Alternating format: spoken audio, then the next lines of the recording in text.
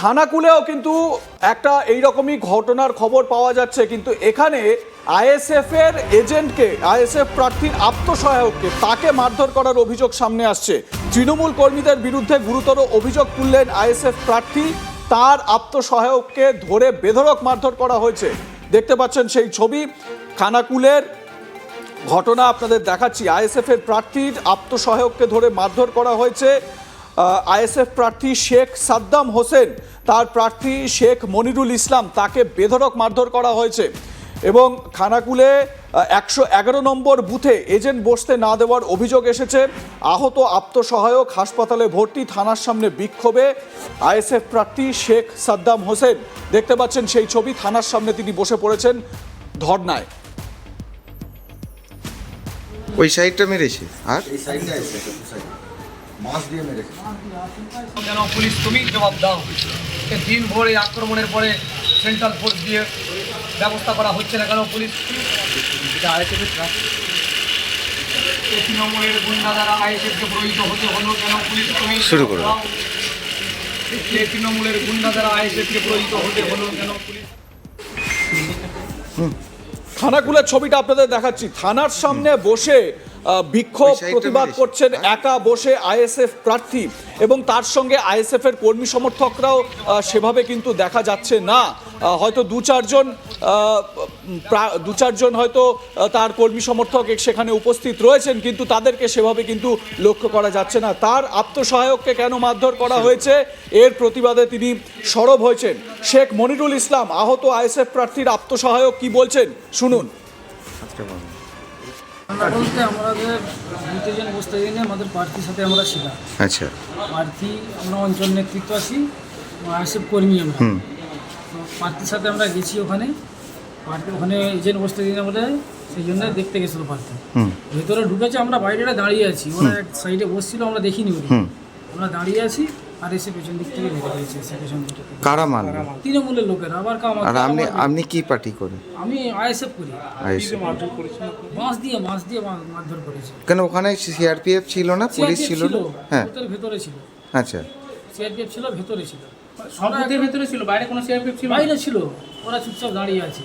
আপনার নাম? আমার নাম শেখ মনিরুল ইসলাম। প্রার্থীর আত্মসহায়ককে মারধর, কি ভয়ঙ্কর পরিস্থিতি ভাবুন। যদিও প্রার্থী মানে আইএসএফ প্রার্থী শেখ সাদ্দাম হোসেন বলছেন যে যখন এইভাবে আক্রমণ করা হচ্ছিল সেই সময় সেন্ট্রাল ফোর্স ছিল না, বা পরবর্তী সময় সেখানে সেন্ট্রাল ফোর্স গিয়ে তাকে উদ্ধার করতে যায়নি। শেখ সাদ্দাম হোসেন আইএসএফ প্রার্থী খানাকুলের কি বলছেন শুনুন। শুরু করুন। হ্যাঁ, কি হয়েছিল দাদা? আজকে সকাল থেকে আমাদের কাছে অভিযোগ ছিল খানাকুল 2 জিপির 111, 112, 113, 114, 115 এই স্টাফ বুথে আমাদের পোলিং এজেন্টদেরকে বসে দেওয়া হয়নি।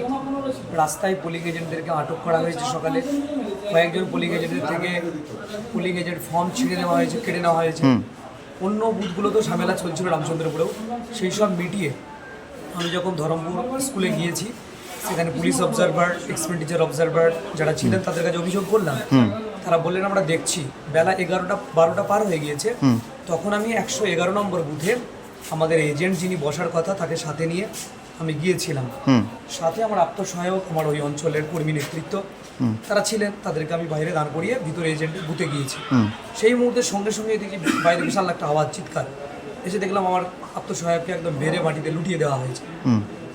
সঙ্গে সঙ্গে ওসিকে, পুলিশ অবজারভারকে আমরা জানালাম। কিউআরটি টিম কিছুক্ষণের মধ্যে এসেছেন, কিন্তু এখনও পর্যন্ত গ্রেপ্তার হচ্ছে না। এই যে গোটা খানাকুল জুড়ে আইএসএফের উপর একাধিকবার আক্রমণ হচ্ছে, আমাকে গতকাল থেকে বিভিন্ন জায়গা থেকে হুমকি এসেছে, এলাকায় ঢুকলে প্রাণ কেড়ে নেওয়া হবে, প্রাণঘাতী হামলা করা হবে। কারা করছে সেটা তৃণমূল কংগ্রেস করেছে, যে তোদের প্রার্থী এলে আমাদের ছেলেকে বলছে তোরা তো দূরের কথা, প্রার্থী এলে বেঁচে ফিরবে না।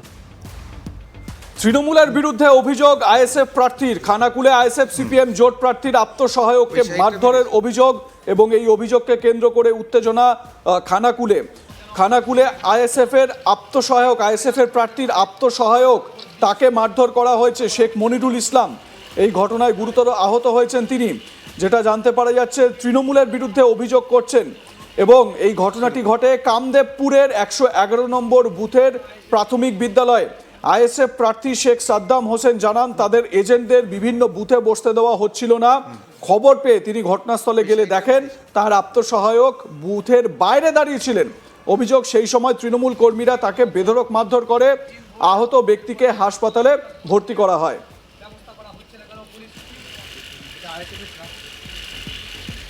তৃণমূলের গুন্ডারা আইএসএফকে প্রয়োজিত হতে হলো কেন পুলিশ তুমি শুরু করো। জবাব দাও।